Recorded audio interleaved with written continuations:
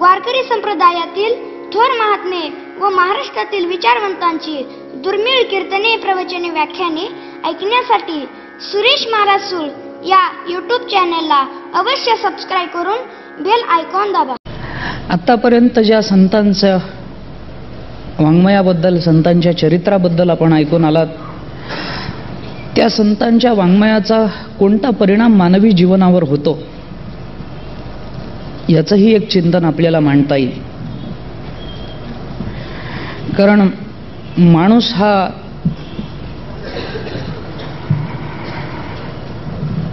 परिणाम पाहिल्याशिवाय, फल बघितल्याशिवाय कोणत्याही कर्मामध्ये प्रवृत्त होत नाही या स्वभावाला अनुसरून जगत असतो. कोणतंही कर्म करण्यापूर्वी या कर्माचं कोणतं फल आपल्याला मिळणार आहे याचा पहिल्यांदा विचार होतो आणि मग त्या कर्मामध्ये तो अनुरक्त होतो, प्रवृत्त होतो.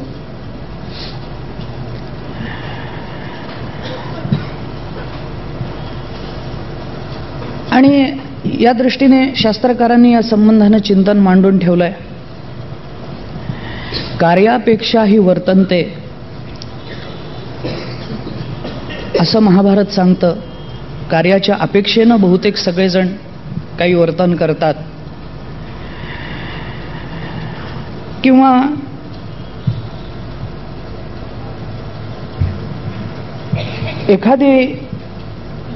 एखादं उद्दिष्ट, एखादं ध्येय डोळ्यासमोर ठेवून ते प्राप्त करून घेण्यासाठी माणूस काही कर्मामध्ये प्रवृत्त होतो, पण फल त्याला डोळ्याला दिसावं लागतं तेव्हा तो कर्मामध्ये प्रवृत्त होतो.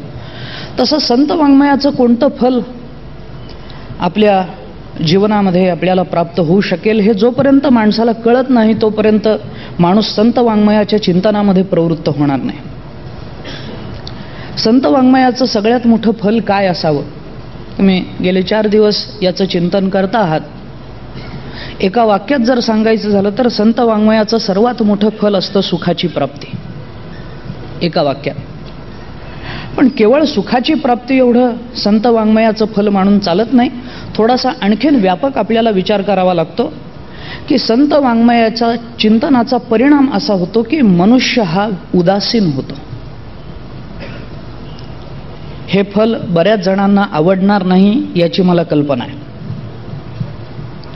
आणि हा विचार आजचा नाही. बऱ्याच वर्षापासून संत वाङ्मयावर असे आक्षेप घेतले जात आहेत की संत वाङ्मय, संतांचं जीवन, संतांचं चरित्र हे माणसाला उदासीन बनवतं. ते योग्य आहे का अयोग्य आहे? खरंच संत वाङ्मय माणसाला उदासीन बनवतं का? आणि उदासीन जर बनवत असेल तर त्या दृष्टीने संत वाङ्मयाचं चिंतन व्हावं का? कारण माणूस सहसा उदासीन होण्याचा प्रयत्न करत नाही, तो कार्यप्रवृत्त होण्याचा प्रयत्न करत असतो. उदासीनता तशी कोणाला आवडत नाही, उदास व्हावं असं कोणाला वाटत नाही. तरी देखील संत वाङ्मयाचं हे फल असू शकतं की संत वाङ्मय माणसाला उदास बनवतं. मोठमोठ्या महात्म्यांनी, मोठमोठ्या विचारवंतांनी संतांच्या जीवनावर, संतांच्या वाङ्मयावर हे आक्षेप घेतलेत की संत वाङ्मयाने काय केलं? माणसाला निष्क्रिय बनवलं, माणसाला उदासीन बनवलं. आज हे आपण स्पष्टपणाने बोलू शकतो. मी नाव सांगतो, त्याच्या संबंधामध्ये फार मोठा वादही झाला होता, मोठं चिंतनही मांडलं गेलं होतं आणि बराच उहापोह त्या काळामध्ये झाला होता.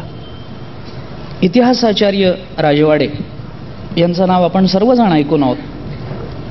इतिहासाच्या क्षेत्रामध्ये अत्यंत व्यापक आणि अत्यंत मोलाची कामगिरी करणारे इतिहासाचार्य राजवाडे यांनी एका काळामध्ये संतांच्या वाङ्मयाबद्दल बोलताना ही भाषा वापरली होती की या संताळ्यांनी महाराष्ट्र बिघडवला. यांनी मानवी जीवन निष्क्रिय करून टाकलं. काय सांगितलं तुमच्या तुकोबारायांनी? ठेविले अनंते तैसेची राहावे, चित्ती असू द्यावे समाधान. काय सांगितलं तुकोबारायांनी? ठाईच बैसोनी करा एक चित्त. काही करू नका, एका जागी बसून राहा आणि परमात्म्याचं नामस्मरण करा, बाकी काही करू नका. म्हणून या संत वाङ्मयाने समाजाला उदास बनवलं, निष्क्रिय बनवलं असा आक्षेप इतिहासाचार्यांनी घेतला. कालांतरानं त्यांच्या चिंतनामधून त्यांनाच त्यांचं उत्तर सापडलं आणि नंतर ते ज्ञानोबाराय तुकोबारायांचे एकनिष्ठ भक्त झाले की त्यांची ज्ञानेश्वरीची आणि गाथ्याची प्रत ही महाराष्ट्रामध्ये शासनमान्य झाली.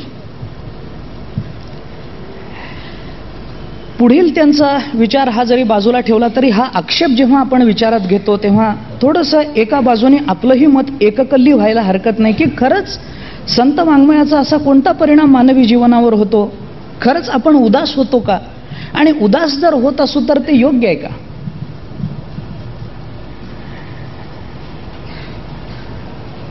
संत वाङ्मय माणसाला उदास बनवतं का? याचं उत्तर मी दोन्ही बाजूने देतो. संत वाङ्मय माणसाला उदास बनवतही आणि बनवतही नाही. कारण पहिली गोष्ट अशी आहे की संत महात्म्यांनी जनाला निष्क्रिय केलं, जगाला निष्क्रिय केलं, हा आक्षेप मुळात संत वाङ्मयाची चिकित्सा करणाऱ्यांना चुकीचा वाटतो. कारण कोणत्याही संतांनी काम करू नका असं सांगितलं नाही. कारण संत महात्मे ज्ञान आणि कर्म यांचा समन्वय मानणारे आहेत, केवळ ज्ञान अथवा केवळ कर्म मानणारे नाहीत. मानवी जीवन हे ज्ञान आणि कर्माच्या समन्वयातून उभं राहतं. केवळ कर्म म्हणजे मानवी जीवन नाही आणि केवळ ज्ञान म्हणजे मानवी जीवन नाही. कर्माला ज्ञानाचं अधिष्ठान लागतं आणि झालेलं ज्ञान कर्मातून अभिव्यक्त व्हावं लागतं, तरी ज्ञानाचा उपयोग आणि तर त्या कर्माचा उपयोग. कारण कर्म, ज्ञान आणि उपासना या तीन गोष्टी मिळून मानवी जीवन आहे हे गीता आपल्याला सांगते. म्हणून गीतेला कांडत्रय रूपिणी गीता असं म्हणतात. एक ज्ञानकांड, दुसरं कर्मकांड आणि तिसरं उपासनाकांड. याच्यातल्या केवळ ज्ञानालाही संतांना मूल्य द्यायचं नाहीये, केवळ कर्मालाही मूल्य द्यायचं नाहीये, केवळ आंधळ्या उपासनेलाही मूल्य द्यायचं नाहीये. कर्माचे डोळे ज्ञान ते निर्दोष होवावे हे मानणारे ज्ञानोबा आहे. कर्माला ज्ञानाचे डोळे असले पाहिजे. ज्ञानाच्या अधिष्ठानावर कर्म अभिव्यक्त असावं लागतं आणि ज्ञान आणि कर्म यांच्या समन्वयातून उपासना घडावी लागते, तर मानवी जीवनाची परिपूर्णता होऊ शकते. हे मानणारे ज्ञानोबा आहेत, तुकोबा आहेत. ते समाजाला काहीही करू नका असं सांगणारे नाहीत. जर तसं त्यांनी सांगितलं असतं तर केवळ ज्ञानच आपल्याला या जगाच्या पलीकडे नेऊ शकतं, आपल्याला परिपूर्णता प्राप्त करून देऊ शकतं असं त्यांनी वारंवार मांडलं असतं. जर केवळ ज्ञानच सांगायचं असतं तर ज्ञानेश्वरीचा 3रा अध्याय जन्माला आलाच नसता. ज्ञानेश्वरीचा 3रा अध्याय आपण वाचून पहा. ज्ञानोबा यांनी कर्माच्या बाबतीत अतिशय सूक्ष्म अशी चिकित्सा केली आहे. फार सुंदर संकल्पना तिथे मांडल्या आहेत. मुळातून ज्ञानेश्वरी वाचली तर आपल्याला कळेल. आम्ही तर असं म्हणतो की ज्ञानेश्वरीत सगळ्या गोष्टींची उत्तरं आहेत. फक्त ज्ञानेश्वरी उघडली तर त्यांना ती सापडतील. थोडंसं चिंतन करून पहा तुम्ही. काहीच करू नका असं सांगणारे संत नाही आहेत. फक्त ज्ञान मिळवा असं सांगणारे संत महात्मे नाही आहेत. केवळ ज्ञानोबाराय तुकोबारायांचा विचार करू नका. आपण आद्य जगद्गुरू शंकराचार्यांपासून विचार करू, त्याच्याही पलीकडे जाऊन वेदापासून विचार करू आणि ज्ञानोबारायांपर्यंत येऊ, या संत परंपरेपर्यंत येऊ की जिथे वेदातही असं केवळ ज्ञान मिळवा म्हणून सांगितलं नाही. ज्ञानादेव तू कैवल्यम ही उपनिषदाची भाषा आहे, मान्य आहे. पण ते ज्ञान मिळवण्यासाठी तुम्हाला काहीतरी केलं पाहिजे हे सांगताना तेच उपनिषद सांगतं. स विज्ञानार्थम स गुरुम एव अभिगच्छेत समित पाणीही श्रोत्रियम ब्रह्मनिष्ठम.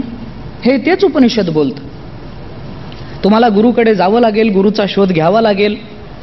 तुम्हाला जर एकाच जागी बसून ज्ञानच मिळवायचं आहे आणि ज्ञानाशिवाय दुसरं काही मिळवायचंच नाही तर गुरुचा शोध घ्या हे सांगायला देखील उपनिषदाला शब्द सापडले नसते.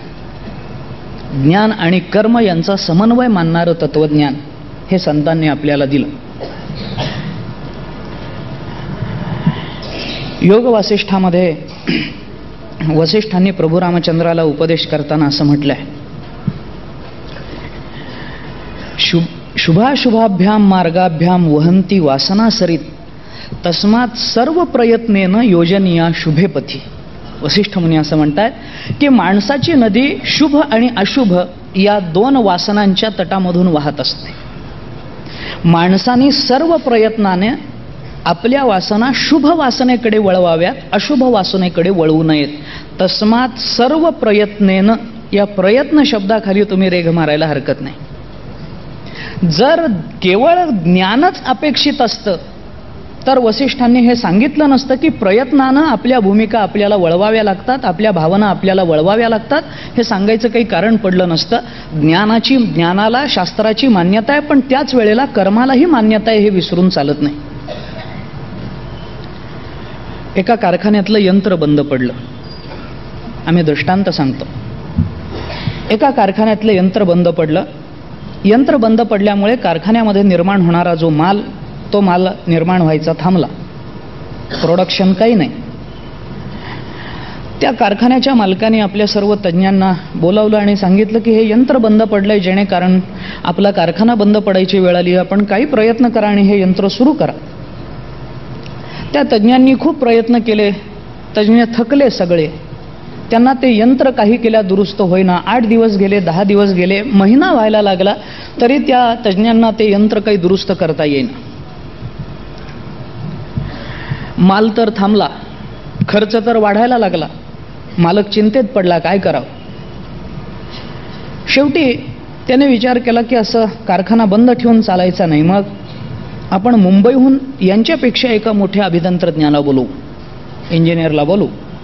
म्हणून त्याने काय फोन वगैरेचे करायचे असतील ते केले. तो तंत्रज्ञ त्या मुंबईहून आला.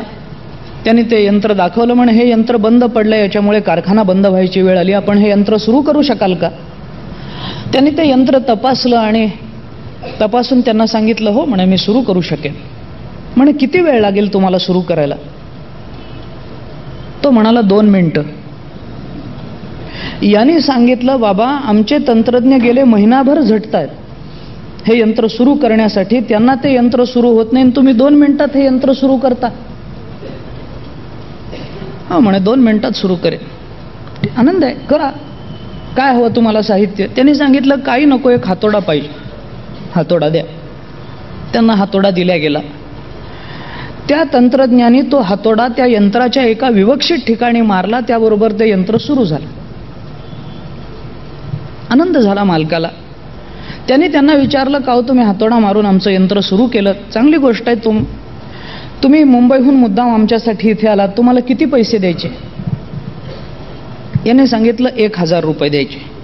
1000. मालकाला आश्चर्य वाटलं. तो म्हणाला, एक हातोडा मारायला 1000 रुपये. एक हातोडा मारायचा झाला तर त्याला 1000 रुपये. आमच्या कीर्तनात पखवाज वाजवणारे हातोड्या मारून बेजार होतात, त्यांना कोणी काही देत नाही.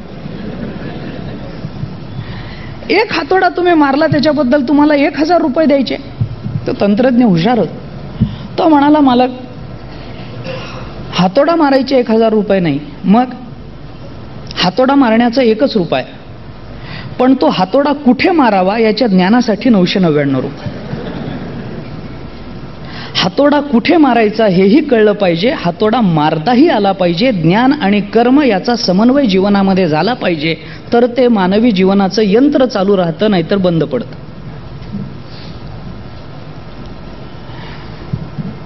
बाकीच्या तंत्रज्ञांना हातोडे मारता येत होते, पण कुठं मारावं हे कळत नव्हतं.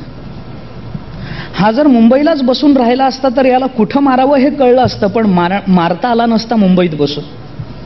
मारताही आला पाहिजे आणि कुठं मारायचं हे कळलंही पाहिजे. या ज्ञान आणि कर्माच्या समन्वयातून मानवी जीवन पुढं चालू राहतं.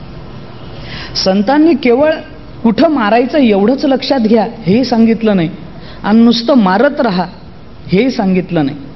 दोन्ही गोष्टी सांगितल्या की तुम्हाला कर्मही करता आलं पाहिजे आणि त्या कर्माला ज्ञानाचे डोळेही असले पाहिजेत. या ज्ञान आणि कर्माच्या समन्वयातून मानवी जीवन हे चालू राहतं, मानवी जीवनाची परिपूर्णता होत असते. असं जर नसतं तर जगद्गुरू शंकराचार्यांना भारत भ्रमण करायची गरज पडली नसती. असं जर नसतं तर नामदेवरायांना पंजाबपर्यंत, घुमानपर्यंत जाऊन भक्ती मार्गाचा प्रसार करायची गरज पडली नसती. थोडंसं चिंतन करा. म्हणून संत महात्मे कधीही माणसाला काम टाकू नका असंच सांगतात. कोणत्याही संतांनी आत्तापर्यंत हे सांगितलं नाही की तुम्ही पंढरपूरच्या वारीला येताना तुमच्या घरादाराला काडी लावून पंढरपूरला या, तुमच्या बायका मुलांना वाऱ्यावर सोडान तुम्ही पंढरपूरला या, असं कोणत्याही संतांनी सांगितलं नाही. असं जर कोणी सांगत असेल तर आम्ही त्याला संत मानायला तयार नाही. ज्ञानोबाराय तुकोबारायांनी हे कधी सांगितलं नाही की तुमच्या घरादाराला काडी लावा तरच तुम्हाला पंढरपूरची वारी करता येईल, असं मुळीच नाही. तुम्ही त्यांची योग्य व्यवस्था करा.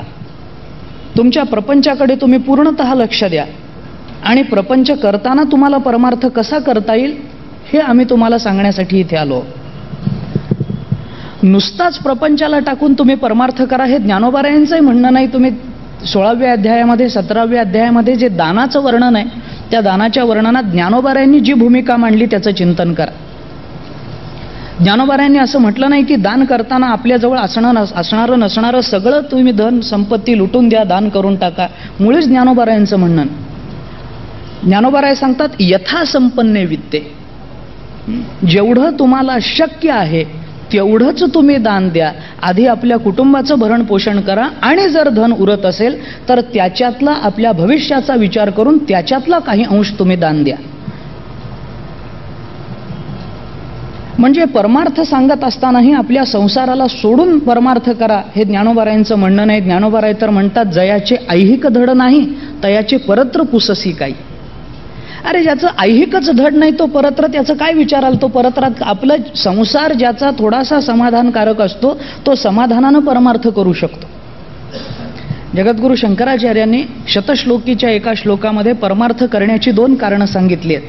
माणूस 2 कारणांनी परमार्थ करत असतो. एकतर माणूस ज्ञानानं परमार्थ करतो अथवा माणूस दुःखानं परमार्थ करतो. परमार्थ करण्याची 2 कारणं. संत महात्म्यांनी कधीही आम्हाला हे सांगितलं नाही की तुम्ही तुमच्या प्रपंचाचा विचार न करता घरादाराच्या बाबतीत उदासीन होऊन तुम्ही परमार्थाला लागा. मुळीच नाही. आचार्यांचं चरित्र तुम्ही पहा. आचार्यांनी शेवटच्या काळामध्ये आपल्या आईला शब्द दिला संन्यास घेताना की तू काळजी करू नको, मी येईन, तुला कोणी नाही आहे मागे पुढे, मला याची जाणीव आहे. मला संन्यास घ्यायची तर तीव्र इच्छा आहे, त्याच्याशिवाय तर मला घरी बसणं मी शक्य नाही आहे. मी संन्यास तर घेईन, माझी आंतरिक ओढ तिकडं धावणारी आहे. मग तुझं कसं होईल? काळजी करू नको, ज्या वेळेला तू माझं स्मरण करशील त्या वेळेला मी तिथं उपस्थित राहीन.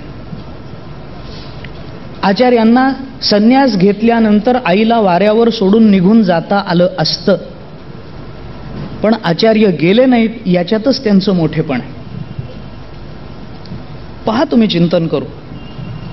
आणि शेवटच्या काळामध्ये आचार्यांनी मातेच्या सन्निध आचार्य आले आणि आचार्यांनी संन्याशाला, विस्तवाला, अग्नीला स्पर्श करण्याचं कारण नाही वास्तविक नियमानुसार, पण तरी देखील आचार्यांनी आपल्या आईचे अंत्यसंस्कार केल्याचा इतिहास आपल्याला ठाऊक आहे. हे सगळं कुठून आहे? जर केवळ ज्ञानाच्या मागे हे संत लागले असते आणि व्यवहाराच्या बाबतीत उदास झाले असते तर खरंच या संतांना आम्ही संत म्हटलं असतं का? तुम्ही विचार करा की ज्ञानोबारायांनी आपल्याला खरंच व्यवहार करू नका, प्रपंच पाहू नका आणि परमार्थ करा असं जर सांगितलं असतं, प्रामाणिकपणाने आपण सांगा, आपण आळंदीची वारी केली असती का? नसती केली, निश्चित नसती केली. कारण जीव हा या प्रपंचामध्ये अडकलेला आहे, तो याच्यातून एकदम बाहेर पडणं शक्य नाही याची जाणीव संतांना नाही असं नाही. उलट मानवी जीवन मानवाला जेवढं कळतं त्याच्यापेक्षा शतपटीनं अधिक संतांना कळत असतं. म्हणून ज्ञानोबाराय तुकोबारायांनी या सगळ्यातून, म्हणून ज्ञानोबारायांनी सांगितलं होतं अनादिकालापासून हा संसार करतो आणि एका क्षणामध्ये याचा संसार निघून जाईल असं होणार नाही. अविद्येची या निदा विश्वस्वप्नाचा हा धांदा भोगीत होता प्रबुद्धा अनादिजो. अनादिकालापासून जीवाचा संसार चालू आहे, एका क्षणामध्ये तो संसार नाही टाकू शकत. मग संत वाङ्मय जर ज्ञान आणि कर्म यांचा समन्वय साधत असेल तर संत आपल्याला उदास बनवतात. हा आक्षेप योग्य आहे का अयोग्य आहे हे आपण विचार करायला हरकत नाही. ही एक बाजू झाली. दुसरी बाजू मी मांडतो. संत वाङ्मय आपल्याला उदास बनवत नाही, हा पहिला भाग मी मांडला. मी दुसरा भाग मांडतो, संत वाङ्मय आपल्याला उदास बनवतं. किंबहुना केवळ संत वाङ्मयच आपल्याला उदास बनवतं. पण हे जे औदासीन्य आहे, ही जी उदासीनता आहे, ही कशाच्या बाबतीत आहे याचं चिंतन मुख्यतः करणं अपेक्षित आहे. उदास बनवतं म्हणून सोडून द्यायचं कारण नाही. आपण कशाच्या बाबतीत उदास झालं पाहिजे याचं चिंतन थोडंसं आपल्याला करणं भाग आहे. कारण काही गोष्टी अशा असतात की त्याची आसक्ती ही आपल्याला अधिकाधिक गुंतवत जाते आणि त्याचा परिणाम असा होतो की कालांतरानं ती आसक्ती आपल्याला डोईजड व्हायला लागते. आपलं शरीर थकत जातं, आपली बुद्धी थकत जाते आणि आपली आसक्ती मात्र आपल्याला तिथून बाहेर येऊ देत नाही. म्हणून काही गोष्टींच्या बाबतीत संत महात्मे आपल्याला उदास बनवतात हे निश्चित आहे. पण कोणत्या बाबतीत उदास बनवतात, मुळात उदास होणं म्हणजे काय याचं थोडक्यामध्ये चिंतन मी मांडतो. उदास म्हणजे काय? उदास कशाला म्हणावं? नारद महर्षींनी भक्तिसूत्रामध्ये उदासीनतेची व्याख्या केली. तस्मिन अनन्यता तद्विरोधेषु उदासीनता. नारद महर्षी बोलतात, अनन्यतेच्या विरोधी जी भूमिका असते त्याला उदासीन असं म्हणावं. किंवा लोके वेदेषु तद अनुकूलाचरणम तद्विरोधेषु उदासीनताच, अशी एक दुसरी व्याख्या त्यांनी केली. मी फारशा तत्वज्ञानात जाणार नाही. आपण थकून आलेले आहात, संध्याकाळची वेळ आहे, तत्वज्ञान ऐकायची आपली तयारी नाही याची थोडी जाणीव मला आहे. 12व्या अध्यायामध्ये भगवंताने आपल्या भक्ताचं वर्णन करताना ही भाषा वापरली की नाही. अनपेक्ष शुचिर दक्ष उदासीनो गतव्यतः सर्वारंभ परित्यागी योमद भक्त समे प्रिया. इथं उदासीन असा शब्द भगवंताने वापरला. माझा भक्त उदासीन मला आवडतो. तुकोबारायांनी तेच सांगितलं, भक्त ऐसे जाणा जे देही उदास. काय उदास? उदास म्हणजे काय? ज्ञानोबारायांनी अर्ध्या ओवीमध्ये या उदास शब्दावर भगवंताच्या टीका केली. ज्ञानोबारा एवढंच बोलले, व्यापक आणि उदास जैसे का आकाश, एवढंच ज्ञानोबाराय बोलले. त्याच्या मागे फार मोठा अर्थ आहे, फार मोठा भाव आहे. कारण गंमत अशी असते, जे जे व्यापक असतं तेच उदास राहू शकतं, जे संकुचित असतं, परिच्छिन्न असतं, ते नेहमीच आसक्त असतं. हा तत्वज्ञानाचा सिद्धांत आहे. आपल्याला व्यापक व्हायचंय का परिच्छिन्न संकुचित राहायचंय? आम्हाला संकुचित राहायचं नाही. आम्हाला जर व्यापक व्हायचं असेल तर व्यापक नेहमीच उदास असतं. मग आम्हाला व्यापक व्हायचंय तर आम्हाला उदास व्हायचंय की नाही बोला. मग मानवी जीवनाला संत वाङ्मय उदास बनवतं. याच्यामध्ये त्या वाङ्मयाची चूक काय? कारण संत वाङ्मय मानवी जीवनाला व्यापक बनवत असतं. आता विचार करून पहा की संत वाङ्मय खरंच मानवी जीवनाला उदास बनवतं का? ते बनवणं योग्य आहे का? 100% तेच योग्य आहे. आणि माणसानं तशाच अर्थानं उदास झालं पाहिजे. ती व्यापकता प्राप्त करून घेतली पाहिजे. नदी जोपर्यंत प्रवाहित आहे, जोपर्यंत तटामधून वाहते, तोपर्यंत नदीची परिपूर्णता नाहीये, इति कर्तव्यता नाहीये. ती नदी जेव्हा सागराला मिळते त्यावेळेला तिची परिपूर्णता आहे. जोपर्यंत तटात आहे तोपर्यंत परिच्छिन्नता आहे, तोपर्यंत तिला तट आहे, तोपर्यंत प्रवाह आहे, तोपर्यंत पुढं जाणं आहे. एकदा ती समुद्राला मिळाली की तट संपले, पुढं जाणं संपलं, संकुचितपणा संपला. आता तिला कोणती मर्यादा नाही, व्यापकाला ती प्राप्त झाली, समुद्र स्वरूपाला प्राप्त झाली. तिची इति कर्तव्यता त्या समुद्राच्या एकरूपतेमध्ये आहे. तसं मानवी जीवनाची परिपूर्णता व्यापक असणाऱ्या ब्रह्मस्वरूपाला प्राप्त होण्यामध्ये, संकुचित मानवी जीवन जगण्यामध्ये नाहीये. मग ती व्यापकता संत वाङ्मय प्राप्त करून देतं. आणि व्यापकता आली की उदासीनता येते. म्हणून संत वाङ्मय मानवी जीवनाला उदास बनवतं, हे मान्य करावं लागतं. ज्ञानोबारायांनी जरी व्यापक आणि उदास असं जरी एवढंच म्हटलेलं असलं तरी जगद्गुरु शंकराचार्यांनी आपल्या गीता भाष्यामध्ये या संबंधानं फार चांगलं चिंतन मांडलंय. आचार्यांनी तिथं विचार मांडताना असं म्हणलं, उदास कशाला म्हणावं? आचार्य फार सुंदर बोलले, व्याख्या केली. न कस्यचित मित्रादेहे पक्षम भजते यहा सहा उदासीनः. आचार्यांची व्याख्या आहे. काय गंमत असते पहा. माणसाला कोणता ना कोणता पक्ष घेतल्याशिवाय जमत नाही. मी राजकारणाचं बोलत नाही, व्यवहाराचं बोलतो. कोणता ना कोणता तरी पक्ष त्याला घ्यावा लागतो. जेव्हा दोन पक्ष माणसाच्या डोळ्यासमोर निर्माण होतात, विकल्प निर्माण होतात, तेव्हा कोणता ना कोणता एक पक्ष त्याला स्वीकारावा लागतो. आपल्याला घरात माहिती आहे की एखादं लहान मूल असतं, त्याच्या आईवडिलांची भांडणं होतात. आई वडील दोघेही विचारतात, बाळा तू कुणाकडून, माझ्याकडून का बाबांकडून? त्याला कुणाचा ना कुणाचा तरी पक्ष घ्यावा लागतो. आईकडून तरी म्हणावं लागतं, नाहीतर बाबाकडून तरी म्हणावं लागतं. मी उदास आहे म्हणलं तर दोघेही मारतात. एक पक्ष घेतला की निदान दुसरा तरी रक्षण करतो. आचार्यांनी याच मानवी स्वभावाचा आधार घेऊन सांगितलं, न कस्यचित मित्रादेहे पक्षम भजते यहा सहा उदासीना. कारण शत्रूचा पक्ष तर कोणी घेत नाही, पण जो मित्राचाही पक्ष घेत नाही त्याला उदास म्हणावं. शत्रूचा पक्ष तर कोणीच घेत नाही. काय असतं, आपला संबंध नसतानाही आपण पक्ष स्वीकारतो, तो मित्र असो अथवा नसो. गंमत सांगतो, क्रिकेटची मॅच चालू आहे. एक सर्वांच्या परिचयाचं, सर्वांच्या माहितीचं उदाहरण. क्रिकेटची मॅच चालू आहे. ती मॅच चालू असते साऊथ आफ्रिका आणि पाकिस्तानमध्ये. आपला त्याच्याशी वास्तविक संबंध नाही आहे. क्रिकेटची मॅच चालू आहे साऊथ आफ्रिका आणि पाकिस्तानमध्ये. आपण प्रामाणिकपणानं मला सांगा, कोणता देश जिंकावा असं तुम्हाला वाटतं? आपला संबंध नाहीये तरी पक्ष घेण्याची जी भूमिका आहे त्याला आधारून जगद्गुरु शंकराचार्य सांगतात, न कस्यचित मित्रादेहे पक्षम भजते यहा सहा उदासीना.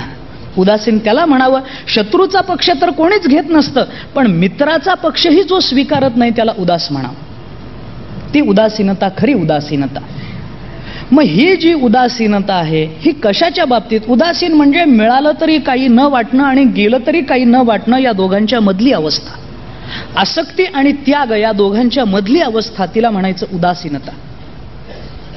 आम्हाला आसक्ती नकोय, आम्हाला त्यागही नकोय, दोघांच्या मध्ये आम्हाला राहायचंय, त्याला म्हणायचं ती उदासीनता. संत वाङ्मय माणसाला तिथपर्यंत नेतं. कारण जी उदासीनता संत वाङ्मयामुळे निर्माण होते ती कशाच्या संदर्भामध्ये निर्माण होते? संत वाङ्मय वाचल्यानंतर कधीतरी देवाच्या बद्दल उदासीनता निर्माण झाली का? कधीतरी ज्ञानेश्वरीबद्दल उदासीनता निर्माण झाली का? तुम्ही गाथा वाचलात, तुम्ही ज्ञानेश्वरी वाचलीत, भागवत वाचलं, तर तुम्हाला असं कधी वाटतं का आता दासबोध वाचला काय न वाचला काय? नाही, दासबोध वाचायची इच्छा राहतेच, तिथं आसक्तीच अपेक्षित आहे, परमात्म्याबद्दलचं प्रेमच अपेक्षित आहे. मग जी उदासीनता संत वाङ्मयामुळे निर्माण होते ती उदासीनता कोणत्या भूमिके, कोणत्या वर्गाबाबत आहे, कोणत्या वस्तूबाबत ती उदासीनता आहे? ती देवाबद्दल नाही. ती उदासीनता जे जे नष्ट होणारं आहे त्या वर्गाबद्दलची ती उदासीनता आहे. जे जे नित्यत्वानं राहणार आहे त्याच्याबद्दल उदासीनता बाळगून चालत नाही. नित्यत्वाची अपेक्षा असावी, आसक्ती असावी, प्रतिकूलतेचा त्याग असावा, आणि जे स्वतःच स्वभावानं उदासीन आहे त्याच्याबद्दल उदासीनता असावी. संत वाङ्मय हे शिकवतं. देवाबद्दल आसक्तीच असावी. जे आपल्याला प्रतिकूल आहे त्याचा त्यागच असावा, तो स्वभावसिद्धतेनं घडतोच आहे. उदाहरण सांगतो मी तुम्हाला. तुम्ही आत्ता व्याख्यान आटोपून घरी गेलात आणि घरी जाऊन आपल्या दरवाजाची कडी काढली आपण. परवा मी उदाहरण देऊन गेलोय. आणि कडी काढल्याबरोबर आज जर एखादे नागराज फणा काढून बसलेले असले तर आपण असं म्हणू का, राहू दे संध्याकाळची वेळ आहे, तोही घरात राहील, मी राहीन, काय फरक पडतो? प्रतिकूलतेचा त्याग हा स्वभावसिद्ध असतो. माणूस म्हणेल एकतर तो राहील अथवा मी राहील, एकतर त्याला बाहेर काढा, नाहीतर मी दुसऱ्याच्या घरी झोपायला जातो. तो इथे असताना मी राहणं शक्य नाही. का? कारण तो प्रतिकूल आहे याचं ज्ञान आहे. जे अनुकूल आहे त्याची आसक्ती ही सुद्धा स्वभावसिद्ध असते. पण जगतातल्या सगळ्याच गोष्टी अनुकूल अथवा प्रतिकूल या दोनच वर्गामध्ये मोडणाऱ्या नसतात. म्हणून संतांनी ज्या गोष्टीची उदासीनता आम्हाला शिकवली, जाणवून दिली, सांगितली, त्या गोष्टी या कोणत्या गोष्टी आहेत याचं थोडंसं चिंतन करा. एकच आपल्याला विचार या संदर्भात सांगता येतो की जे व्यवहाराला अनुकूल आहे पण परमार्थात त्याचा फारसा विचार नाही, अशा ज्या गोष्टी आहेत त्याच्याबद्दल उदास राहायला हरकत नाही. संतांनी हे शिकवलं. व्यवहारात त्याला मूल्य आहे, म्हणून कशाच्या बाबतीत उदास व्हा? भक्त ऐसे जाणा जे देही उदास. देहाच्या बाबतीत उदास राहावं. तो देह का त्याच्या बाबतीत उदास? त्याचं एकच कारण आहे की देह स्वतः उदासीन आहे. ज्या वस्तू जड आहेत त्या जड वस्तूच्या ठिकाणी, त्या वस्तूच्या ठिकाणी कोणती आसक्ती किंवा कोणतीच भावना त्या दगडाच्या ठिकाणी किंवा जड वस्तूच्या ठिकाणी नसते. दगडाला माणूस प्रिय नाही पण माणसाला दगड प्रिय आहे. संसाराला जीव प्रिय नाही पण जीवाला संसार प्रिय आहे. भावना कुणाची आहे? संसाराची आहे का जीवाची आहे? आम्ही पंढरपूरला जाताना एखाद्याला जर म्हटलं की चला बुवा पंढरपूरला जाऊ, माऊलीबरोबर चालत जाऊ आळंदीपासून, माणसं आम्हाला सांगतात, आमचे अनुभव आहेत, काय महाराज तुमचं बरं आहे, तुम्हाला दुसरा उद्योग नाही, आम्हाला संसाराने धरून ठेवलंय ना, आम्ही कसं काय यायचं? तुकोबारायांच्या जीवनामध्ये असा कल्पित प्रसंग सांगितला जातो. तुकोबारायांनी पाटलांना विचारलं, पाटील चला आपण जाऊ पंढरपूरला. त्यांनी सांगितलं, तुकोबाराय तुम्हाला उद्योग नाही, रामकृष्ण हरी एवढंच आहे. आमच्या मागे संसार लागलाय, संसाराने आम्हाला पकडून ठेवलाय, आम्ही यायचं कसं? तुकोबारायांनी सांगितलं ठीक आहे, माझा आग्रह नाही. दुसऱ्या दिवशी सकाळी जेव्हा तो पाटील समोरून येताना तुकोबारायांनी पाहिलं, तुकोबारायांनी आपला विणा खाली ठेवला आणि जवळच्या झाडाला घट्ट मिठी मारली आणि ओरडायला लागले, अरे मला सोड सोड, मला कशाला धरून ठेवलंयस, कशाला धरून ठेवलंयस, सोड सोड सोड. पाटलांनी जवळ येऊन पाहिलं, तुकोबाराय दिसतात, काल संध्याकाळी बरे होते, माझ्याशी चांगलं बोलले, पंढरपूरला चला म्हणाले, एकदम अचानक असं कसं झालं. सावध केलं, तुकोबाराय चाललंय काय, अहो झाडाला तुम्ही मिठी मारली, तुम्हीच उलट सोड सोड म्हणून म्हणता, तुम्ही सोडा, तुम्ही मोकळे व्हाल. तुकोबारायांनी ताबडतोब मिठी सोडली आणि त्याला सांगितलं, तसंच पाटील, संसाराने तुम्हाला पकडलं नाही, तुम्ही संसाराला पकडलाय आणि मला अडकवून ठेवलंय म्हणून. आसक्ती कुणाची आहे, जीवाची आहे का संसाराची आहे? जीव हाच आसक्त होतो, संसाराच्या ठिकाणी कोणत्याच भावना नाहीत, कारण तो जड आहे. मला देह मिळावा असं आपल्याला वाटतं का देहाला मी मिळावा असं देहाला वाटतं? मला देह मिळावा हे मला वाटतं, देहाला काहीच वाटत नाही. तुम्ही आलात काय न आलात काय, कारण तो जड आहे. मग अशा ज्या जड वस्तू आहेत की व्यवहाराच्या दृष्टीने तर त्याला मूल्य आहे, पण परमार्थाच्या दृष्टीने त्याला फारसं मूल्य नाही. फारसं हा शब्द मी वापरतो, मूल्य नाहीच असं मला म्हणायचं नाही. कारण देह नसेल तर परमार्थ तरी कुठून घडेल? देह पाहिजेच आहे, नकोय असं कोणाचं म्हणणं नाही, संतांचंही म्हणणं नाही. त्या देहाच्या बाबतीत उदासीन व्हा असं संतांचं म्हणणं आहे. कारण देहाबद्दल आम्ही जितके अडकू तितका आपला संसार आपला दृढ होत जाईल. कारण संसार नावाची जी गोष्ट आहे ती आपल्याला बाहेर कुठेही बघायला सापडत नाही की हा माझा संसार असं आपल्याला म्हणता येत नाही. संसाराचा प्रारंभ हा घरादारापासून होत नसतो, संसाराचा प्रारंभ देहापासून होत असतो. तत्वज्ञानाच्या दृष्टीने चिंतन जर मांडलं तर संसाराचा प्रारंभ देहापासून आहे. किंवा अधिक तात्विक शब्दात जर मांडायचं झालं तर आत्मा अंतःकरणावच्छिन्न ज्या क्षणी होतो त्या क्षणी त्याचा संसार सुरू होतो. तत्वज्ञानाची भूमिका अशी. इथून सगळ्या संसाराला प्रारंभ आहे. लोक असं म्हणतात की यांचं लग्न झालं, आता यांचा संसार सुरू झाला, असं काही तत्वज्ञानही मानत नाही, ही गोष्ट खरी नाही. मी एका लग्नाला गेलो, तिथं मला एकाने सांगितलं, महाराज यांनी मुलगी दिली, यांचा संसार आता सुरू झाला बरं का. मी म्हटलं इतके दिवस हे परमार्थच करत होते बरं का. आधी काय होता? आधी संसारच होता, नंतरही संसारच आहे. देह प्राप्त झाला की संसार सुरू आहे. म्हणून देहाबद्दल आपण जेवढी आसक्ती ठेवू तेवढा देह आपल्याला संसारात गुंतवत जातो. बरं, देहाचा पूर्णतः त्याग केला तरी परमार्थ करायला साधन राहत नाही. मग काय करावं? देह मिळाला आणि न मिळाला तरी याच्याबद्दल चिंता करू नये, याला म्हणावं उदासीन राहणं. देह मिळाला परमार्थाला लावावा, नाही मिळाला मुक्त झाला. म्हणून तुकोबारायांनी सांगितलं, भक्त ऐसे जाणा जे देही उदास, देहाच्या बाबतीत उदास आहे.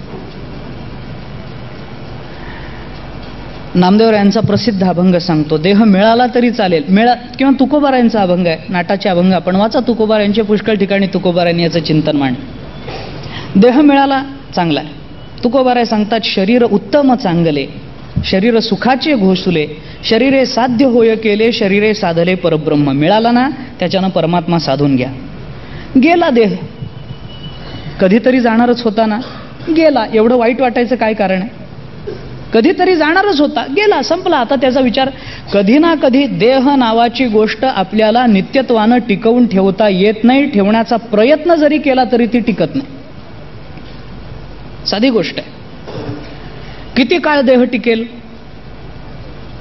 100 वर्ष, 200 वर्ष, एखादे चांगदेव असले तर 1400 वर्ष. याच्या पलीकडे नाही. आपण किती प्रयत्न करू, ऑक्सिजन लावा, नळ्या घाला, काय वाटेल ते करा, पण तो टिकत नाही. कारण देह हे काळाचे, धन कुबेराचे, तेथे मनुष्याचे काय आहे? तुकोबाराय बोलतात, देह जाईल जाईल त्यासी काळ बा खाईल. तुकोबारायांची भाषा आहे. तो कधी ना कधी तरी जाणारच आहे. तो कसा जातो, कोणत्या माध्यमातून जातो, कधी जातो, कोणत्या वेळेला जातो, काय करताना जातो, याच्यापैकी काहीही ठरवण्याचा अधिकार माणसाला नाही. मग देहाबद्दल जर आपल्याला काहीच ठरवता येत नाही तर त्या देहाबद्दल असं तरी कोणत्या कारणाने राहावं? साधी गोष्ट आहे. देहाचा आपण कोणत्या ठिकाणी जन्माला यावं, कोणत्या दिवशी जन्माला यावं, कुठं जन्माला यावं, कुणाच्या पोटी जन्माला यावं, काय आपण ठरवू शकतो? बोला. याच्यातलं काय ठरवू शकतो आपण? काय नाही. कुणाच्या पोटी जन्माला यावं हे ठरवता येतं का? तसं जर ठरवता आलं असतं तर वारकऱ्याच्या पोटी कोण आलं असतं? कधी जन्माला यावं हे ठरवता येतं का? तसं जर ठरवता आलं असतं तर व्यतिपातावर कोण जन्माला आलं असतं? बरं, शरीराचं येणं जरी ठरवता येत नसलं तरी जाणं तरी ठरवता यावं, ते तरी ठरवता येतं का? कधी जावं, कुठं जावं, कशासाठी जावं, मुळात जावं का नाही? कुणाला वाटतं जावं म्हणून? कुणाला वाटतं? आम्ही सांगतो, सगळं गाव जरी यांच्या गोड जेवणाची वाट बघत असलं तरी यांना वाटतं चालू द्या, अजून नको नको नको, चालू द्या. कुणाला वाटतं? वाटूही नाही. जगस्प्रहे आस्पद एक सार्वभौम पद, न मरणे निर्विवाद जगा पढिये, ज्ञानोबाराय बोलता. मरण यावं असं वाटूही नाही, ते योग्य नाही. तुकोबारायांनी तर शिव्या आहेत, मरण मागे तो गाढवाचा बाळ, तुकोबाराय बोलतो. मरण मिळावं असं म्हणूही नाही.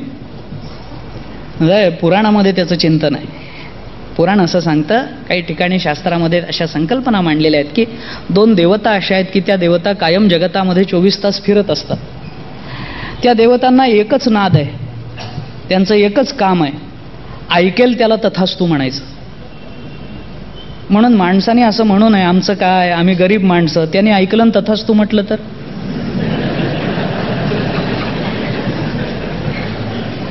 आनंदात राहावं. कसं चाललंय? आनंद आहे, देवाची कृपा आहे, आनंद आहे. आमचं काय महाराज, लोक कायम रडतात, मिया रोते क्यों तो सुरत ही वैसी. कायम रडणं चालू आहे, असं झालं तसं झालं, हे आमचं काय, आम्ही गरीब माणसं, आम्हाला काय, कोण विचारतो, आमचं काय, असं तसं तसं, घरात किंमत नाही, बाहेर किंमत नाही, आम्ही काय आता मरणार. हे ऐकलं लोक म्हणतात महाराज याच्यापेक्षा मेलेलं परवडतं, मेलेलं बरं, या संसारात राहण्यापेक्षा मेलेलं बरं. आणि खरंच त्या देवतांनी ऐकलं तथास्तु म्हटलं तर असो. मी कशासाठी हे बोलतो की त्या देहाचं काय आपल्या हातात आहे? मरण आपल्या हातात आहे का? कधी यावं, कुठं यावं, कोणत्या पद्धतीने यावं, कोणत्या रूपाने यावं, काय सांगता येतं? देहाच्या बद्दल काय सांगता येतं? काही नाही. ते मरण कधी येऊ शकतं, कुठल्याही रूपात येऊ शकतं. लोक म्हणतात अहो दुपारी आम्ही एकत्र चहा घेतला, एकदम अचानक असं कसं झालं? अचानक येतं त्यालाच मरण म्हणतात, सांगून सवरून येतं ते मरणच नाही. कुणाला सांगून आलं आतापर्यंत? कुणाला एखादं पोस्टकार्ड, इनलाईन लेटर, चिठ्ठी चपाटी काही की अमक्या अमक्या तिथीला इतके वाजता मी तुम्हाला न्यायला येणार आहे, तुम्ही वळकटी बांधून तयार राहा, काही आहे कोणाला? असं काही नसतं. त्या विष्णू पुराणामध्ये विष्णूचं वाहन गरुड, त्या गरुडाची आई आजारी पडली एकदा. मागे मी कदाचित सांगितलं असेल, मला आठवत नाही. आई आजारी पडली, त्या आईला भेटायला लोक यायला लागले. आता स्वर्गातली विष्णू स्वर्गात, ते गरुड स्वर्गात, गरुडाची आई स्वर्गात, येणारे सगळे स्वर्गातलेच. आज चंद्र आला, आज सूर्य आला, आज उपेंद्र आला, आज अमका आला, आज तमका आला, वायू आला, अग्नी आला. ते गरुडाने आईला सांगितलं आई जोपर्यंत यम येत नाही तोपर्यंत सांगू नको, यम आल्यावर बघू काय करायचं. एके दिवशी आल्याबरोबर आईने सांगितलं बाळा यम आला होता. गरुडाने ओळखलं आईचं आयुष्य संपलं. पण त्यानं विचार केला आपण विष्णूचं वाहन आहोत, आपल्याला कुठेही जाता येतं. आईला पाठीवर घेतलं. हिमालयाच्या एका कपारीमध्ये, एका गुहेमध्ये गरुड शिरल्याबरोबर पाठीमागून यमधर्माची स्वारी हजर. गरुडाने विचारलं देवा तुमच्यापासून आईला वाचवावं म्हणून इतक्या लांबपर्यंत घेऊन आलो, तुम्ही इथं कसे? त्या यमधर्माने सांगितलं गरुडा काल तुझ्या आईला भेटायला आलो, कालच मला कळलं होतं की तुझ्या आईचं मरण आज आहे, आणि कालच मला ते कळलं होतं की तुझ्या आईचं मरण हिमालयाच्या या गुहेमध्ये. मी कालपासून चिंता करत होतो तुझी आई इथपर्यंत येईल कशी. बरं झालं तू आणून सोडलंस, आता तू जा, माझं मी पाहतो. कधी येईल, कोणत्या रूपानं येईल, काय सांगता येतं त्याचं? कधी येऊ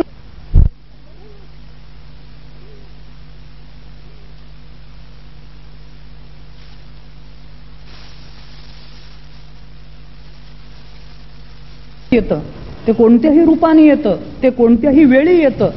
त्याला थांबवण्याचा अधिकार, त्याला थांबवण्याचं सामर्थ्य कोणत्याही जीवाच्या ठिकाणी नाही, हे मानावं लागतं. रामकृष्णांसारखे देवाचे अवतार सुद्धा या जीव लोकामध्ये आले, त्यांना देखील मरण पत्करावं लागलंय. रामकृष्णही आले गेले गेले. ते कसे गेले, त्याला मरण म्हणायचं का नाही, हा स्वतंत्र प्रश्न आहे. आत्ता मला त्याची चिकित्सा करायची नाही आहे. पण विचार करून पहा तुम्ही, ते कधी येऊ शकतं त्या लोककथेमध्ये. असं आहे, कथा ज्या सांगितल्या जातात त्याच्यामध्ये ते मदन कामविवल करणारा हा काम करून खूप थकला, कुठंतरी विश्रांती घ्यावी असं त्याला वाटलं, आणि फिरता फिरता एका गुहेमध्ये तो शिरला. आत अंधार.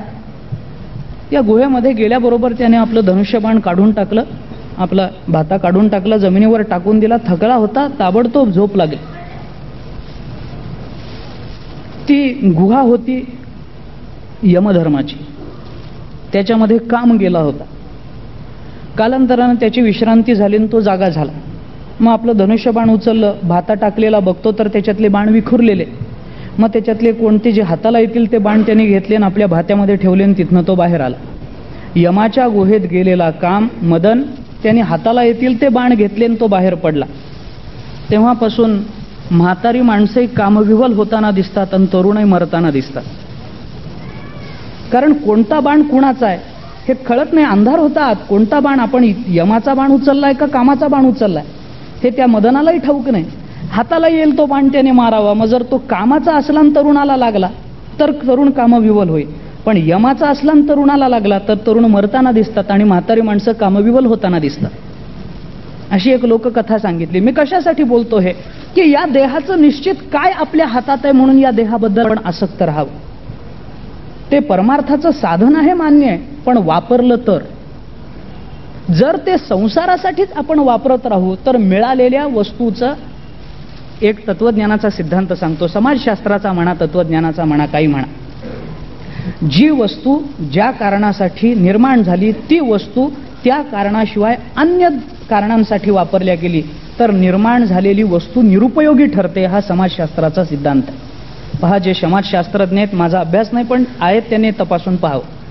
जी वस्तू ज्या कारणासाठी निर्माण झाली त्याच कारणासाठी त्या वस्तूचा विनियोग झाला पाहिजे. अन्य कारणासाठी झाला तर ती वस्तू उपयुक्त होऊन देखील, प्राप्त होऊन देखील त्या वस्तूची उपयुक्तता सिद्ध होत नाही. ज्याच्यासाठी जे निर्माण झालंय त्याच्यासाठीच त्याचा वापर झाला पाहिजे. देह आपल्याला दिला कशासाठी? दिली इंद्रिये हातपाय कान डोळे मुख बोला या वचन, जेणे तू जोडसी नारायण नासे जीवपण भवरो. आणि ते जर होत नाही पण अन्य काही साधनांसाठी जर त्या देहाच्या कारणांसाठी देहाचा विनियोग होत असेल तर देह प्राप्त होऊनही उपयोग नाही. म्हणून देह आला परमार्थाला, गेला जाणारच होता, कधी ना कधीतरी टिकणार तरी कुणाचा होता. म्हणून त्याच्याबद्दल उदासीन व्हायला सांगितलं. म्हणून भक्त ऐसे जाणा जे देही उदास. मी नामदेवरायांचा प्रसिद्ध अभंग सांगत होतो, देह जावो अथवा राहो पांडुरंगी दृढ भाव. राहो अथवा जावो ही उदासीनता, ही उदासीनता. अशाच पद्धतीची दुसरी उदासीनता तुकोबारायांनी आपल्याला सांगितली. ती देहाबद्दल नाही पण ती वित्ताबद्दल आहे, नाही का? वित्ताबद्दल. ते जो वित्त आहे, ते जे धन आहे, ते धन न्यायमार्गाने मिळवावं, पण कशा पद्धतीने त्याचा वेच करावा. उदास विचारे वेच करी. तिथं उदास राहायला सांगितलं तुकोबारायांनी. जोडोनिया धन उत्तम व्यवहारे उदास विचारे वेच करी ही तुकोबारायांची भाषा. कारण ते धन आलं तरी अडचण आहे आणि गेलं तरी अडचण आहे. ते येणं जाणं अडचणीचं ठरतं, त्याचं मूळ कारण आसक्तीत असतं. दोन्ही बाजूनी अडचण होते तेव्हा त्याच्या मुळाशी कुठेतरी आसक्ती आपल्याला स्वीकारावी लागते. धनाची आसक्ती आहे म्हणून आलं तरी अडचण आणि गेलं तरी अडचण. कित्येक लोक मी पाहतो त्यांना धन नाही म्हणून रडतात आणि मिळालं तर टिकेल का नाही म्हणून रडतात. दोन्ही बाजूनी रडणंच आहे. जोपर्यंत नाही तोपर्यंत नाही आणि मिळालं तर टिकेल का नाही. मग जे द्रव्य त्याची उपयुक्तता नाही असं मला म्हणायचं नाही. जर नसती तर तुकोबारायांनी जोडोनिया धन म्हटलंच नसतं. त्याची उपयुक्तता आहे, नाही असं नाही. त्यांच्या जीवनात किती होती हा नंतरचा प्रश्न आहे, पण तुकोबाराय आपल्यासाठी बोलतात. नाहीतर छत्रपतींनी पाठवलेला एवढा मोठा नजराणा तुकोबारायांनी परत नसता पाठवला. त्याची गरज आहे, निश्चित आहे. अहो, पंढरपूरला जायला सुद्धा, वारी करायला सुद्धा बसच्या तिकिटापुरते तरी पैसे असावे लागतात की नाही? रेल्वेच्या तिकिटापुरते तरी पैसे असावे लागतात की नाही? त्याच्याशिवाय वारी होणारच नाही. याच्याबद्दल संत महात्म्यांनी त्यागाची भावना ठेवा असं म्हटलं नाही. याच्याबद्दल तुकोबाराय बोलतात उदास राहा. मिळालं ठीक आहे, नाही मिळालं ठीक आहे, दोन्ही बाजूने. कारण यापेक्षा दुसरा समाधानाचा मार्ग संत वाङ्मयाशिवाय अन्य कुठं आपल्याला पाहायला सापडत नाही. देह जातो, गेल्यानंतर वाईट वाटतं, म्हणजे आपल्याला नव्हे इतरांना, कारण जो जातो त्याला वाईट वाटायचं कारणच नाही. जो जातो त्याला काहीच वाटत नाही, तो गेल्यानंतर इतरांनाच वाईट वाटतं. ते कोणत्या कारणाने वाटतं हे सांगायचे आत्ता वेळ नाही आहे. त्याची वेगवेगळी कारणं आहेत आणि संतांनी ती कारणंही सांगितली आहेत. नवारे पत्युक कामाय पतिप्रियम भवती आत्मनस्तु कामाय पतिप्रियम भवती, याज्ञवल्क्य बोलतात.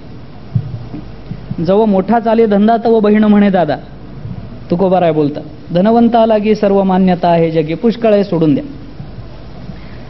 इतरांना वाईट वाटतं, पण वाईट वाटल्यानंतर स्वाभाविक आहे, बऱ्याच काळचा संबंध असतो, ऋणानुबंध असतात, तो वियोग सहन होत नाही. या सगळ्या व्यावहारिक अडचणींचा जरी आपण विचार केला तरी सुद्धा देह गेल्यानंतर वाईट वाटतं. पण त्या दुःखाचं समाधान कोणत्या कारणाने होऊ शकतं सांग.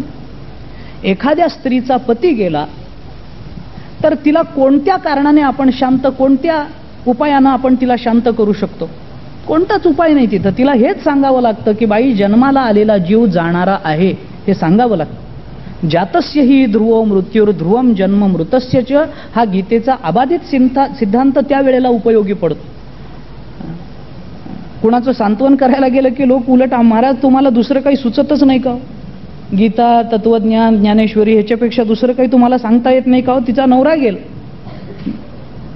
अशा वेळी तत्वज्ञान सांगू नये हे जरी खरं असलं तरी ते सांगण्या वाचून दुसरा पर्याय नाही हेही तेवढंच खरं आहे. वस्तुस्थिती ही आहे. म्हणून या गोष्टीबद्दल जोपर्यंत आपण उदास राहत नाही, उदासीनता निर्माण होत नाही, तोपर्यंत समाधानाचा दुसरा मार्ग आपल्याला सापडणं शक्यच नाहीये. दुसरा कोणताही मार्ग त्यावेळी, देह जाणार आहे, गेला, संपलं त्याचं, हे जोपर्यंत आपण स्वीकारत नाही तोपर्यंत त्या दुःखातून बाहेर पडण्याचं सामर्थ्य आपल्याला मिळत नाही. ही उदासीनता याला म्हणतात. मग अशी जर संपत्तीबद्दल, अशी जर देहाबद्दल, अशी जर संसाराबद्दल उदासीनता, जर उदासीनता, आता मी पुष्कळ बोलेन याच्यावर, त्याग ही जर उदासीनतेचा दुसरा अर्थ घेतला तर तुकोबारांनी संसार केला की नाही? प्रपंचाचा त्यागच केला का? बायकोला टाकूनच दिलं का? अरे एक नाही, 2 बायकाचा संसार तुकोबारांनी केला आणि यशस्वीतेने केला, यशस्वी केला. बायकोने शिव्या पुष्कळ दिल्या, पण त्याच्यातच यशस्वीतेचं गमक आहे. कारण संसार नवऱ्यानं कसाही केला तरी ती शिव्याच देते, कारण तिचा तो स्वभाव आहे. त्याच्यातच यशस्वीतेचं गमक आहे, नाही का? किती चांगला केला तरी नावं ठेवणार, किती वाईट केला तरी नावं ठेवणार. म्हणून तिच्याबद्दलही उदासीन राहायला हरकत नाही त्यावेळेपुरतं.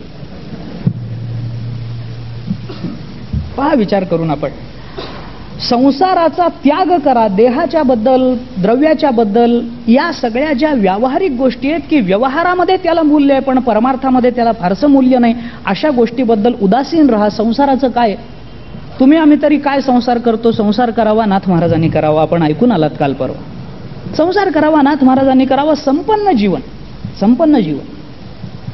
व्यावहारिक दृष्टीने संपन्नता तेवढीच, पारमार्थिक दृष्टीने संपन्नता तेवढीच. घरातूनही परमार्थाला तेवढंच साह्य आणि प्रपंचाला तेवढंच साह्य. परमार्थ करावा नाथ महाराजांनी, नामदेवरायांनी करावा. ज्या नामदेवरायांच्या हातात परीस मिळाला तर चंद्रभागेत टाकून दिला. परिसा भागवताच्या पत्नीकडून राजाईने मागून आणला होता. त्या परिसा भागवताच्याकडून मागून आणलेला परीस, त्याने काही सोनं केलं असेल घरी. त्या परिसाने लोखंडाचं सोनं होतं असं म्हणतात, आमच्या काही पाहण्यात नाही, तुमच्या असेल तर पहा. पण आम्ही ऐकून आहोत फक्त की त्या परिसामुळे लोखंडाचं सोनं होतं, कोणत्याही धातूचं होतं. नामदेवरायांच्या घरी जेव्हा पक्वान्नाचा वास आला, नामदेवरायांनी विचारलं, काय आज सण नाही, वार नाही, काही नाही, आज पक्वान्न का? शेवटी राजाने सांगितलं, असा असा परीस मागून आणला, त्याचं सोनं केलं. बघू परीस, बघू. हातात घेतला, त्याच्याकडे न बघता वरून घरातून चंद्रभागेमध्ये भिरकावून दिला परीस. यांना परिसाची आसक्ती नाही, याच्याबद्दल राजाईला दुःख नाही, पण तो दुसऱ्याचा मागून आणलेला त्याला परत करताना कोणत्या तोंडाने सांगावं की माझ्या नवऱ्याने टाकून दिला? मग बरं, किती वेळ हे लपवून ठेवता येईल? शेवटी परिसा भागवताने मागितला. आपल्याला प्रसिद्ध असणारा हा दृष्टांत. नामदेव राय त्यांना घेऊन चंद्रभागेच्या प्रवाहामध्ये गेले आणि ओंजळभर दगड बाहेर काढली आणि सांगितलं, घ्या कोणताही घ्या, तुमचा परिसय. परिसा भागवताने विचारलं, असं कसं होईल? म्हणे बघा. त्याने तो एक दगड उचलला. जानव्याला किल्ली होती. आता ज्यांच्या घरामध्ये इतके दिवस परीस होता त्यांच्या जानव्याची किल्ली कशी लोखंडाची राहिली याचं चिंतन मला करायचं कारण नाही. मला ठाऊक नाही, ते होते, इतिहास सांगतो ते मी सांगतो. त्याने ते लावून पाहिलं, त्याचं सोनं झालं. दुसरा घेतला, दुसऱ्याचा परिणाम तोच. शेवटी मग त्याने ते टाकून दिलं, नमस्कार केला वगैरे. कथा भाग आहे पुढचा. मी हे कशासाठी बोलतो? याने आपल्यापेक्षा खरं म्हणजे चांगला संसार केला. संसाराची किंवा धनाची किंवा देहाची आसक्ती नसतानाही आपल्यापेक्षा चांगला ते संसार करू शकतात. आणि देहाची, धनाची, संसाराची आसक्ती असूनही आपण संसारामध्ये कुठे कमी पडतो याचं चिंतन जर थोडंसं विभागून केलं तर त्याचं मूळ आपल्या लक्षात येतं की या सर्व गोष्टींबद्दल त्यांच्या मनात उदासीनता होती आणि आपल्याकडे आसक्ती आहे म्हणून अस्थिरता आहे आणि उदासीनता आहे म्हणून उदात्तता आहे. फरक एवढाच आहे. आणखीन एक गंमत आहे. उदासीन हा जो शब्द आहे, संस्कृत भाषेच्या दृष्टीने याची जर फोड केली तर उत अधिक आसीन बरोबर उदासीन असा त्याचा विग्रह होतो. संस्कृत जाणणाऱ्या लोकांना माहिती असेल. उत अधिक आसीन बरोबर उदासीन. उत म्हणजे दाबणं आणि आसीन म्हणजे आरूढ होणं. देहभावाला खाली दाबून त्याच्या वर जे आरूढ होतात त्यांना देहाच्या बाबतीत उदासीन म्हणतात. धनाच्या आसक्तीला खाली दाबून त्याच्या वर जे आरूढ होतात त्यांना धनाच्या बाबतीत उदासीन म्हणतात. संसाराला खाली दाबून त्याच्या वर जे आरूढ होतात त्यांना संसाराच्या बाबतीत उदासीन म्हणतात. मग ही उदासीनता संत वाङ्मयामधून प्राप्त होत असेल तर ही उदासीनता माणसाला हवी का नको? ही जर हवी असेल उदासीनता तर संत वाङ्मयाने काय लोकांना बिघडवलं आणि लोकांना निष्क्रिय केलं? बोला. संत वाङ्मय कधी लोकांना बिघडवत नाही. उलट संत वाङ्मय समाजाला सुधरवण्यासाठी आले, समाजाला घडवण्यासाठी संत वाङ्मय निर्माण झालेलं आहे. आम्ही वैकुंठवासी आलो याची कारणासी, बोलिले जे ऋषी साच भावे वर्ताया, झाडू संतांचे मार, तुकोबाराय बोलतात. याच कारणासाठी त्यांचा अवतार. आणि म्हणून या सगळ्याबद्दल जेव्हा आसक्ती नष्ट होते, उदासीनता निर्माण होते, त्यावेळी दुसरा एक मोठा परिणाम मानवी जीवनावर घडतो. तो म्हणजे परमात्म्याविषयीचं उत्कट प्रेम माणसाच्या अंतःकरणामध्ये निर्माण होतं. हा संत वाङ्मयाचा सर्वात मोठा परिणाम आहे. कारण जोपर्यंत संसाराची आसक्ती अंतःकरणात आहे तोपर्यंत परमात्म्याचं प्रेम निर्माण होत नाही. कारण दोन परस्पर विरुद्ध गोष्टी एका वेळी एका अधिष्ठानावर राहत नाहीत. हा तत्वज्ञानाचा सिद्धांत आहे. संसाराची आसक्ती आणि परमात्म्याबद्दलचं प्रेम या दोन जर परस्पर विरुद्ध गोष्टी असल्या तर त्या एकाच वेळी एका अंतःकरणात राहणार नाहीत. त्याच्यापैकी एक काहीतरी कमी झालं पाहिजे तर दुसऱ्याला जागा मिळते. एकाच वाटीत निखारा आणि त्याच वाटीत पाणी राहणं शक्य नाही. काहीतरी एक राहील. निखाऱ्याचं प्राबल्य असेल, पाण्याची वाफ होईल. पाण्याचं प्राबल्य असेल, निखारा शांत होईल. दोन्हीपैकी एक. दोन गोष्टी एकाच वेळी करणं शक्य नाही. तत्वज्ञानात आलेलं याच्यासाठीचं उदाहरण सांगतो. फुटाणे खाता खाता शंख वाजवता येईल का? बोला. घरी जाऊन प्रयोग करून बघायला हरकत नाही. फुटाणे त्याच वेळेला खायचे तर त्याच वेळेला शंख वाजवायचा करणं शक्य आहे का? पहा. कारण हे चावणं आहे आणि दुसरं फुंकणं आहे, या दोन परस्पर विरुद्ध गोष्टी एकाच वेळी माणसाला करता येत नाही. तसं संसाराची आसक्ती आणि परमात्म्याबद्दलचं प्रेम एकाच वेळी निर्माण होत नाही. परमात्म्याचं प्रेम निर्माण झालं, संसाराची आसक्ती नष्ट झाली म्हणून समजावं. परमात्म्याबद्दल प्रेम वाटत नसलं, संसाराची आसक्ती आहे असं समजावं. पण संत वाङ्मयाचा हा मोठा परिणाम आहे की संसाराची, व्यवहाराची आसक्ती कमी होते. व्यवहार करू नका असं संत सांगत नाहीत. ही गोष्ट मी पुन्हा पुन्हा सांगतो. व्यवहार करू नका असं कोणत्याही संतांनी सांगितलेलं नाही. करा, व्यवहार तर करा, पण करताना परमार्थही चालू ठेवा, हे संतांचं बोलणं. कारण ते करता येतं. तोही विचार स्वतंत्र आहे, त्याच्याही बराच वेळ जाईल त्याच्यातही. मग हे जे प्रेम अंतःकरणामध्ये निर्माण होतं, ते एकदा प्रेम माणसाच्या अंतःकरणात परमात्म्याबद्दलचं निर्माण झालं की संसाराची आसक्ती हळूहळू कमी व्हायला लागते. या देवाची मोठी गंमत आहे. याला न्यायशास्त्राच्या भाषेमध्ये भिक्षुपाद प्रसारण न्याय असं म्हणतात. भिक्षुपाद प्रसारण न्याय. अगदी मराठीत बोलायचं झालं तर भटाला दिली ओसरी. अगदी मराठीत बोलायचं झालं, रस्त्यानं जाणारा एक पांथिक पाऊस आला म्हणून एकाला त्याने विचारलं, तुमच्या ओसरीत थांबू का? पाऊस पडतोय, थांब. हा थांबला. पाणी दिसलं, कपडे धुतले, आपले कपडे घरभर वाळत टाकले, तिथंच भाजी भाकरी खाऊन घेतली, पाय पसरून निवांत झोपून राहिला. पाऊस थांबल्यानंतर घरमालकाने सांगितलं, अहो पाऊस थांबला, निघा ना आता तुम्ही. यांनी सांगितलं, घरात पसरलेले कपडे बघताय तुम्ही? हो म्हणे, बघतोय. ज्या अर्थी या घरात माझे कपडे पसरलेले आहेत त्या अर्थी हे घर माझं आहे, तुम्हीच बाहेर व्हा. भिक्षुपाद प्रसारण न्याय. हल्ली हा कायदा झाला एवढंच. तसा परमात्मा एकदा अंतःकरणामध्ये आला, त्याच्याबद्दलचं प्रेम आलं की हळूहळू ते प्रेम हातपाय पसरायला लागतं. आणि मग कालांतरानं विकार त्याला येऊन सांगतात, अहो हे अंतःकरण आमचं आहे, आम्ही इथं पूर्वीपासून राहत होतो.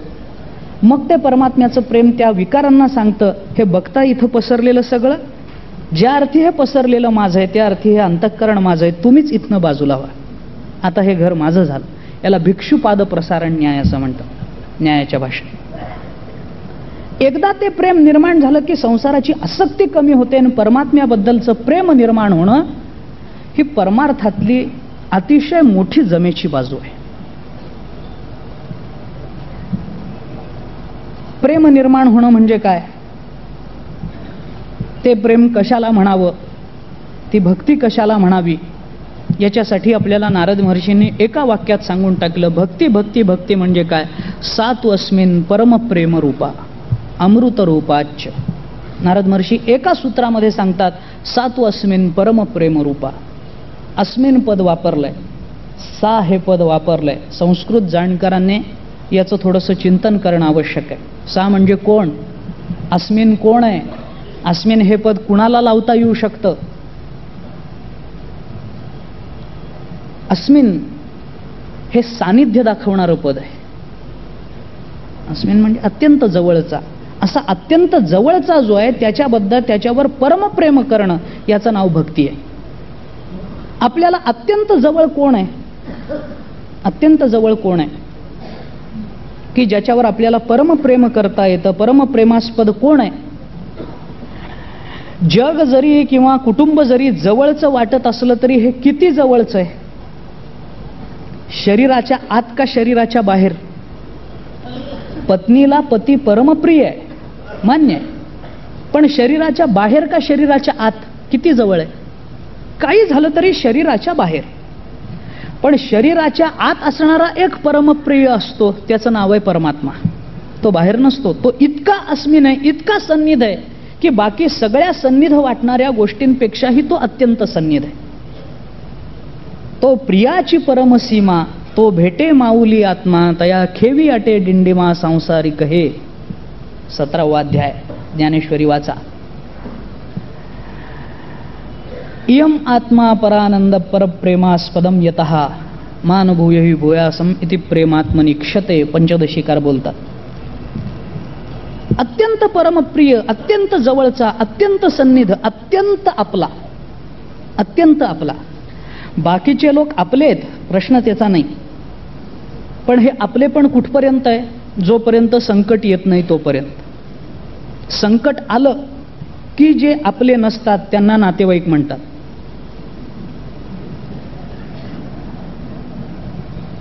संकट जोपर्यंत नाही तोपर्यंत सगळे आपले. संकट आलं की सगळे बाहेरचे, कोणी आपलं नाही. त्यावेळेला एकटाच आपला असतो, त्याचं नाव आहे परमात्मा, त्याचं नाव आहे देव. तो कधीच आपल्याला परका समजत नाही आणि आपणही त्याला कधीच परका समजू नये. भक्तिशास्त्रात या बाबतीत इतकं सूक्ष्म चिंतन आहे. भक्तिशास्त्र या संदर्भात असं म्हणतं की म्हणूनच कधीही माणसाने देव माझा म्हणू नये, मी देवाचा म्हणावं. कारण देव माझा म्हटला की त्याच्याशी आपुलकीचं नातं ठेवण्याची जबाबदारी आपल्यावर येते, आणि मी देवाचा म्हटलं की आपल्याशी आपुलकीचं नातं ठेवायची जबाबदारी देवावर जाते. आपण जबाबदारी स्वीकारू नये. देव माझा म्हणू नये, त्याला सांभाळता येत नाही, कारण माझा म्हणलं की सांभाळावं लागतं. एकदा नातीचरामी नातीचरामी नातीचरामी करून ही याची झाली न घरात आली की हिची सगळी जबाबदारी त्याच्यावर जाते, कारण त्यांनी हिला माझं म्हटलंय, माझी म्हटलंय, म्हणून आपलं म्हटलंय. मग आता हिला काही झालं तरी सगळी जबाबदारी तिची, त्याची. हिला काही हो, सांभाळायची जबाबदारी त्याची. वैकुंठवासी महाराज असं म्हणत असत की मग एकदा ती त्याची झाली की मग त्याची पॅन्ट फाटली तरी चालते, पण हिची साडी फाटू देऊ नये लागतं, महाराज म्हणायचे. इतकी जबाबदारी त्याला स्वीकारावी लागते. तसं देव माझा म्हटलं की देवाची सगळी जबाबदारी आपल्याला स्वीकारावी लागते. त्याची एकट्याची स्वीकारायला हरकत नाही, पण त्याच्या मागे येणाऱ्या 16,108 जणींचं काय करता सांगा. विनोदाचा भाग सोडून द्या, मी कशासाठी बोलतो. याच्यापेक्षा मी देवाचा म्हटलं की आपली जबाबदारी त्याच्यावर टाकून देता येते. आता तुझं कळेल ते करी, तारीसी तारी अथवा मारी, जवळी अथवा दुरी धरी, घाली संसारी अथवा नको. तुला जे काय करायचंय ते कर, मी सर्वस्वी तुझ्यावर अवलंबून आहे. तो आपला, आपलेपणाची सर्व जबाबदारी तो स्वीकारत असतो. म्हणून अस्मिन पद त्याच्याच संबंधानं वापरता येतं, इतरांच्या संबंधानं वापरता येत नाही. कारण बाकीचे सगळे कुठपर्यंत येतात. सुभाषितकारांनी सांगितलं, बायको येते घराच्या उंबरठ्यापर्यंत, मित्र येतात स्मशानापर्यंत, मुलगा येतो चितेपर्यंत, आणि त्याच्या पुढं कोण येतं? कोण आपलं असतं तिथून पुढं? बोला. तिथून पुढं कोणी आपलं नाही, एकटा. माता पिता बंधू भगिनी कोणी न पवती निर्वाणी, इष्टमित्र सखे सोयरे हे तव सुखाची मांडणी, एकला मी दुःख भोगी कुंभपाक जाचणी. तुकोबाराय बोलतो. कोण जवळ येत? कोणी नाही, सगळे बाजूला राहतात. पण परमात्मा आपल्याला सोडून गेलाय असं कधी झालंय का? बोला. तो खरा आपला.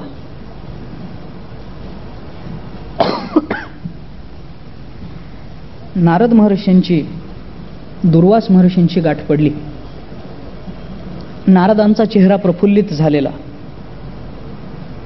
दुर्वासांनी नारदांना विचारलं, नारदा, चेहरा फार प्रफुल्लित दिसतो, काय भानगड आहे? फार आनंदी दिसता. कुठून गोकुळातून देवाचं दर्शन करून आलात की काय? नारदांनी सांगितलं, म्हणे गोकुळात गेलो होतो त्याच्यामुळे आनंद झालाय, हे खरं आहे, पण देवाचं दर्शन करून आल्यामुळे नाही. मग गोकुळामध्ये दुसरा आनंद देणारा आहे कोण? नारदांनी सांगितलं, देवाकडे नव्हतो गेलो, राधेकडे गेलो होतो म्हणून आनंद आहे. दुर्वासांना आश्चर्य वाटलं, राधेकडे जाऊन आनंद? दुर्वासांनी नारदांना विचारलं, नारदा, माझ्या मनात एक शंका आहे, विचारू का? म्हणे विचारा. काय? म्हणे असं आहे की राधेला सगळं जग व्यभिचारिणी म्हणून जाणतं, ती व्यभिचार करणारी स्त्री आहे असं म्हटलं जातं. गोकुळामध्ये, मथुरेमध्ये, सगळीकडे तिचं नाव काही चांगल्या अर्थाने घेतलं जात नाही, आणि तिच्याकडे जाऊन तुम्हाला आनंद होतो काय? नारद म्हणाले, वस्तुस्थिती तर आहे खरी तशी. मग त्यांनी सांगितलं, दुर्वासा, असं सांगून जमत नाही, एकदा तुम्ही तिला भेटा आणि मग मला सांगा की ती खरी कोण आहे. दुर्वासाने विचार केला, एकदा कशाला, आजच का नाही? गेले, राधेचा दरवाजा वाजवला. राधेने दरवाजा उघडल्याबरोबर समोर दुर्वास. राधेला इतका आनंद झाला. राधा म्हणाली, काय माझं भाग्य थोर आहे, पुण्य फळले बहुता दिवसा. काय माझं भाग्य थोर आहे. तुकोबाराय तर सांगतात, बहु अवघड असे संत भेटीन, मला तर फारच सुलभ झाली, एका दिवसात 2 संत भेटले. केवढं माझं भाग्य थोर. संत भेटती आजी मज, जेणे मी झालो चतुर्भुज. ज्ञानोबाराय बोलतात. राधेला आनंद झाला. राधेने त्यांना आत नेलं, योग्य उपचाराने त्यांची पूजा केली. गप्पा सुरू झाल्या. दुर्वासांनी राधेलाच विचारलं, राधे, माझ्या मनात फार दिवसापासून एक शंका आहे, विचारू का? म्हणे, काय? बोला. काय? जग तुला व्यभिचारिणी म्हणतं, याचं तुला कधी वाईट वाटत नाही का ग? जग तुला हिणवतं, जग तुला वाईट बोलतं, व्यभिचारिणी म्हणतं. कोणत्याही स्त्रीला व्यभिचारिणी म्हणून घेणं हे काही गौरवास्पद नाही आहे, लांछनास्पद आहे. तुला याचं वाईट वाटत नाही? राधा हसली. राधा म्हणाली, 2 कारण आहेत. सांगा. पहिलं कारण राधा म्हणाली, पहिलं कारण असं आहे की जग मला व्यभिचारिणी म्हणतं हे मी आत्ता पहिल्यांदाच तुमच्याकडून ऐकतेय. मला माहितीच नाही जग काय म्हणतं. म्हणजे जग तुला व्यभिचारिणी म्हणतं माहीत नाही, पण तुम्ही सांगितल्यावरच मला कळलं की जग मला व्यभिचारिणी म्हणतं. कसं काय? राधेने सांगितलं त्याचं कारण असं आहे की जग मला काय म्हणतं हे ऐकायला माझे कान कधी जगाकडे गेलेच नाहीत. मी फक्त परमात्म्याचं नामच ऐकत आले. आणि दुसरं असं आहे म्हणे की व्यभिचारिणी तुम्ही म्हणता, व्यभिचार म्हणजे काय? आपलं सोडून परक्याच्या नादाला लागायचं, याला म्हणायचं व्यभिचार. बरोबर आहे ना? व्यभिचाराची व्याख्या अशीच करता दुर्वासा तुम्ही. जे आपलं आहे त्याला ते सोडून परक्याच्या दुसऱ्याच्या नादाला लागायचं, याला म्हणायचं व्यभिचार. मग आपलं कोण आहे हे एकदा मला सांगता का? आपलं कोण आहे मला सांगा. बाकीचे सगळे आपले जरी वाटत असले तरी ते माझ्या शरीराच्या बाहेरचे. माझा अत्यंत आपला झालेला तो परमात्मा त्या आपल्याच्या मी नादाला लागते आणि बाहेरच्यांचा नाद सोडून देते. आणि तुम्ही मात्र बाहेरच्यांच्या नादाला लागता आणि आपला झालेला सोडून देता. तुम्ही व्यभिचारी का मी व्यभिचारी हे एकदा मला तुम्ही कृपा करून सांगा.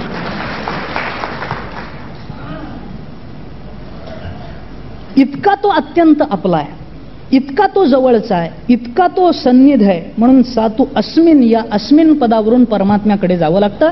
त्या परमात्म्यावर निरतिशय प्रेम करणं, परमप्रेम करणं. साधं प्रेम तर सगळेच करतात, परमप्रेम करणं याला भक्ती असं म्हणावं. ती भक्ती जागृत करण्याचं कार्य संत वाङ्मय करत असतं. आणि मानवी जीवनाचं समाधान त्या भक्तीमध्ये साठवलेलं आहे. समाधान जर कशाने मिळत असेल तर ते समर्पणातून मिळत असतं. समाधान जर कशामधून मिळत असेल तर ते भगवत भक्तीतून मिळत असतं. कारण त्या भक्तीमध्ये समर्पण आहे, त्या भक्तीमध्ये भावनांचा अतिशय व्यापक असा आविष्कार आहे. पहा तुम्ही. म्हणून परमप्रेम म्हटलं, कारण साधं प्रेम तर व्यवहारात सगळेच करतात.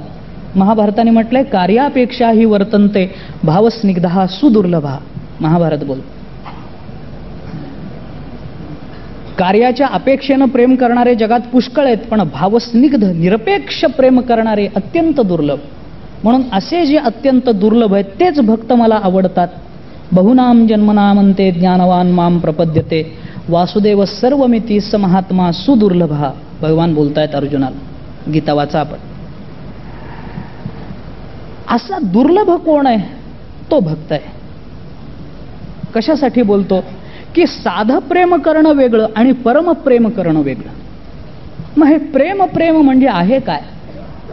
प्रेम म्हणजे कशाला प्रेम म्हणावं? आम्ही सगळेच आमच्या बायका मुलांवर आम्ही नाही प्रेम करत, आमच्या आईवडिलांवर आम्ही नाही प्रेम करत, आमच्या घरादारावर आम्ही नाही प्रेम करत. मग या प्रेमाला का नाही प्रेम म्हणतायत? या प्रेमाला का नाही परमार्थ म्हणतायत? या प्रेमातून का नाही समाधान प्राप्त होत? त्याचं एकच महत्वाचं कारण आहे की हे सगळं प्रेम हे कार्याच्या अपेक्षेने केलेलं आहे. निरपेक्ष प्रेम कधी केलंय का आपण? कुणावर तरी करून बघितलंय का? काही नाही, कशाची अपेक्षा नाही पण प्रेम करतो. फार अवघड गोष्ट आहे. प्रेम बोलायला खूप सोपी गोष्ट आहे, करायला अत्यंत कठीण गोष्ट आहे. म्हणून व्यवहार आणि परमार्थ याच्यातला फरक आम्ही असाच सांगतो की जे बोलायला अत्यंत कठीण पण करायला काही डोकं लागत नाही त्याला संसार म्हणतात. आणि बोलायला अत्यंत सोपा पण करायला अत्यंत कठीण असतो त्याला परमार्थ म्हणतात. त्याचा विस्तार मी करत नाही. काय हे प्रेम आहे काय? प्रेम म्हणजे काय? कशाला प्रेम म्हणावं? प्रेमाच्या व्याख्या काय? पुष्कळ त्याचं चिंतन भक्तिशास्त्रात विदग्ध माधवामध्ये आलंय.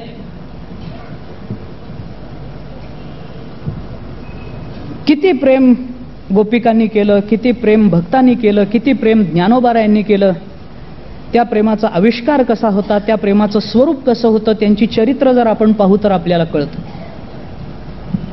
कबीरजींनी म्हटलंय असं, त्या काशी क्षेत्रामध्ये जेव्हा कबीरजींच्या मागे लोक लागले की आम्हाला प्रेम म्हणजे काय सांगा, प्रेम म्हणजे काय सांगा, कसं असतं भगवंतावर प्रेम करणं. कबीरजी तुम्ही प्रेम देवाचे भक्त आहात, तुम्ही आम्हाला सांगा प्रेम कसं असतं, देवावर कसं प्रेम करावं. मागे आलेल्या लोकांना कबीरजी म्हणतात, अरे कबीर कबीर क्या कहे जा यमुना के तीर. अरे कबीर कबीर करून माझ्या मागे काय लागता? मी का प्रेम सांगू शकणार आहे तुम्हाला? माझ्याकडे नाही प्रेम मिळणार, तुम्ही यमुनेच्या तीरावर जा, त्या गोपिकांकडे जा, तुम्हाला प्रेम म्हणजे काय ते बघायला मिळेल. कबीर कबीर क्या कहे जा यमुना के तीर, एक गोपी के प्रेम में बहे गए कोटी कबीर. कबीरजी बोलतात, एका गोपिकेच्या प्रेमामध्ये माझ्यासारखे कोट्यावधी कबीर वाहत जातील, इतकं प्रेम त्या गोपिकांनी केलं, इतकं प्रेम केलं. जीव गोस्वामींचा विदग्ध माधव म्हणून ग्रंथ आहे, भक्तिशास्त्रामध्ये अतिशय सुंदर ग्रंथ मानला जातो. त्याच्यातला एक एक प्रसंग मानव आपल्या डोळ्यामध्ये, भक्तांच्या डोळ्यामध्ये पाणी आणणारा असा एक एक प्रसंग आहे. किती प्रेम करावं त्या गोपिकांनी, राधेने किती प्रेम करावं भगवंतावर. राधेला दुसरं काही कळतच नव्हतं, काहीच दिसत नव्हतं तिला भगवंता व्यतिरिक्त. शेवटचा काल जेव्हा भगवान गोकुळ सोडून गेले, राधा मरणासन्न झाली, वृंदावनामध्ये वेड्यासारखी भटकायची, वेड्यासारखी भटकायची. कुठल्याही झाडाला मिठी मारायची, कुठल्याही फळाला विचारायचं, कुठल्याही दगडाला विचारायचं, पानांना फुलांना विचारायचं, अशी तिची वेड्यासारखी अवस्था. शेवटी कदंब वृक्षाच्या बुंध्याला टेकून राधा बसलेली, आकाशाकडे दृष्टी लागलेली, मरणासन्न झालेली, राहते का जगते का जाते असं कळत नव्हतं, इतकी अवस्था झालेली. ललिता नावाची एक गोपिका तिथनं चालली होती. विदग्ध माधवातला प्रसंग सांगतो. ललितेने विचारलं, राधे काय तुझी अवस्था ग? अगं इतकं त्या भगवंताचं चिंतन करते, एकदा त्याला निरोप पाठवतो तुझ्यासाठी कुठूनही धावून येईल, इतकं तू प्रेम त्याच्यावर केलंयस, कुठूनही येईल.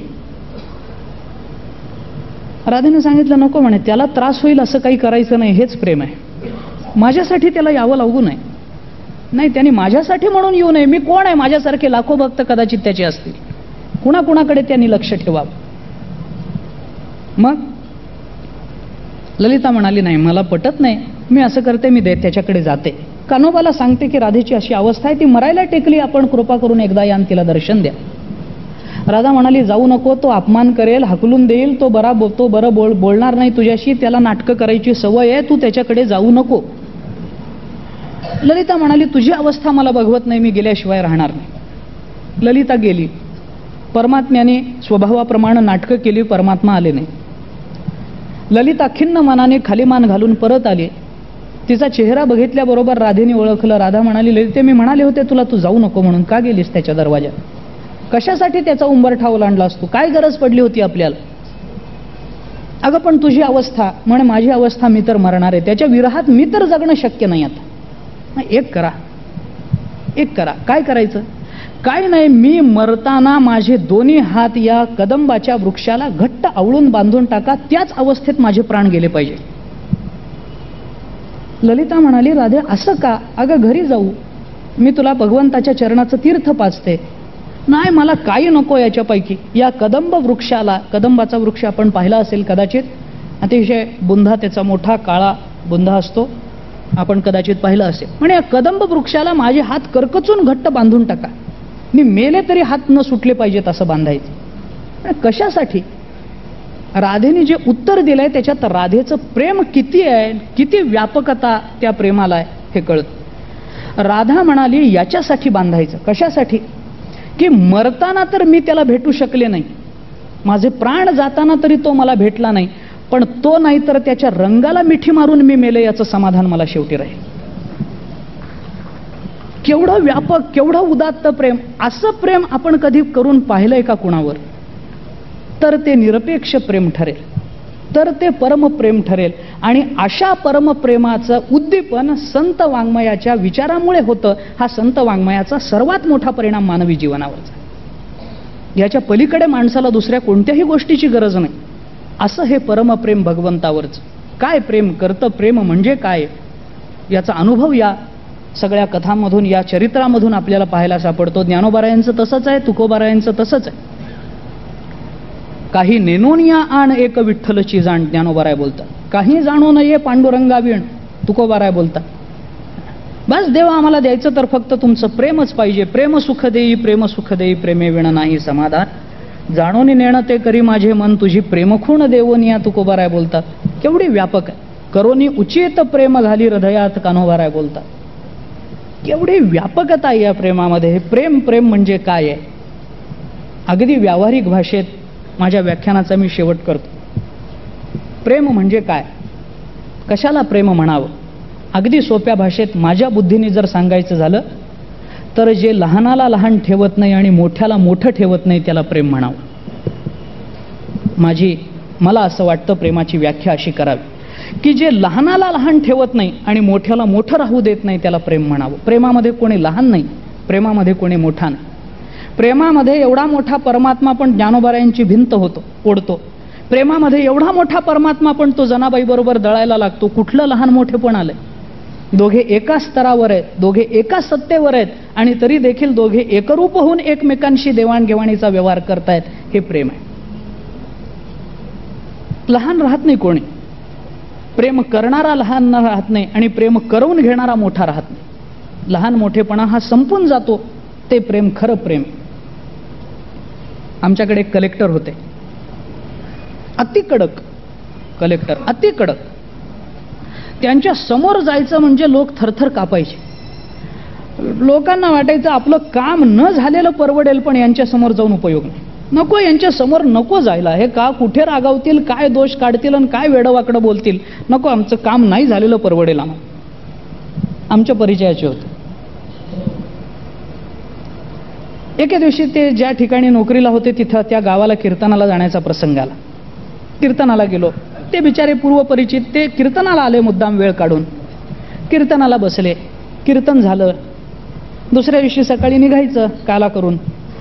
त्यांनी मला विचारलं, महाराज कुठे जाणार? म्हटलं अमक्या अमक्या गावाला, दुसऱ्या गावाला रात्री कीर्तन आहे, इथला काला करून निघणार. त्यांनी सांगितलं एकच विनंती. काय? माझ्या घरावरूनच रस्ता जातो, 2 मिनिटं घरात थांबा, दूध घ्यान पुढं व्हा. काय माझं म्हणणं काही नाही, जास्त वेळ घेत नाही. मी म्हणलं ठीक आहे. नाही म्हणायची पंचायत, बाबा रागावला तर काय करू? ठीक आहे येतो. दुसऱ्या दिवशी आम्ही सकाळी कीर्तन वगैरे आटोपून त्यांच्या घराच्या समोर थांबलो, आत गेलो. दार असं समोर केलेलं होतं. मोठ्यांची दारं कायम लावलेली असतात. ज्यांची दारं लावलेली असतात त्यांना मोठं का म्हणतात हाही प्रश्नच आहे. थोडंसं पुढे केलेलं, मला कळे ना काय करावं, कसं वागावं. दार सताड उघडून आपण मध्ये जावं आणि हा बाबा जर म्हणाला कुणाला विचारून आत आलात तर बरं, नाही दार लावलेलं आहे म्हणून काही न करता आपलं आपण परत निघून जावं दुसऱ्या गावाला. तर पुन्हा भेटल्यावर हा बाबा म्हणतो तुम्हाला फार नुसतं दूध घ्यायला या म्हणलं तर नुसतं एवढं सौजन्य तुमच्याकडे नाही. काय महाराज तुम्ही, काय संत वाङ्मयाचा का ज्ञानोबारायांच्या वाङ्मयाचा तुम्ही प्रसार करणार? एवढं साधं नुसतं आम्ही प्रेमाने घरी बोलवतो तर घरी येता येत नाही तुम्हाला? काय करावं? मला काही कळेना. मी स्तब्ध उभा राहिलो. दार असं पुढं लोटलेलं फट होती. मला वाटलं कोणी समोर दिसतंय का बघावं म्हणून मी त्या फटीमधून आत पाहिलं. आतमध्ये मला असं दिसलं की हे जिल्ह्याचे कलेक्टर ज्यांना जिल्हा थरथर कापतो ते घोडा झाले होते आणि त्यांचा नातू त्यांच्या खांद्यावर बसून यांचंच फाउंटन पेन घेऊन हाईक हाईक हाईक करत त्यांना पुढं हाकलत होता. दृश्य मला पाहिलं. करू काय? शेवटी काही वेळ थांबलो. त्यांनाच ते फिरता फिरता फिरता त्यांना दिसलं बाहेर कोणीतरी उभं आहे. अरे महाराज आले. पटकन नातवाला उतरवलं. दरवाजा उघडला. या महाराज या. कधी आलात? मी त्यांना म्हटलं तुमच्या नातवानी पहिलं हाईक केलं तेव्हापासून इथं उभा आहे. म्हणे पाहिलं का? म्हणलं कशाला सोडू. सगळा जिल्हा ज्याला घाबरतो तो घोडा झालेला पाहायला कुणाला आवडणार नाही.